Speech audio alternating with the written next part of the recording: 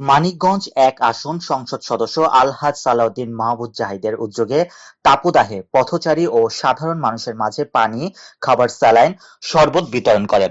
এছাড়া তীব্র গরমে স্বাস্থ্য ঝুঁকি এড়াতে জনসচেতনতামূলক প্রচার চালিয়ে যাচ্ছেন। মানিকগঞ্জ প্রতিনিধি জানান, তীব্র তাপদাহে সাধারণ মানুষের স্বাস্থ্য সুরক্ষা ও সকল শ্রেণীর সাধারণ মানুষের কথা চিন্তা করে এমন মহৎ উদ্যোগ নিয়েছেন বলে জানান। সরেজমিনে ঘুরে দেখা যায় শিবালয়, ঘিওর ও দৌলতপুর উপজেলা নিয়ে মানিকগঞ্জ এক আসন গঠিত।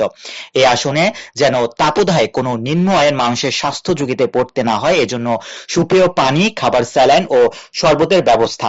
তীব্র তাপদাহে জনজীবনে একটু ঠান্ডা পানীয় শান্তির পরশ বুলিয়ে দিচ্ছেন, এমনটাই জানালেন পাবনা থেকে ঢাকাগামী তৃষ্ণাত পথচারী লেবু মিয়া। তৃষ্ণাত পথচারী জানান, এমন মহৎ কাজের জন্য আল্লাহ উনার মঙ্গল করুক।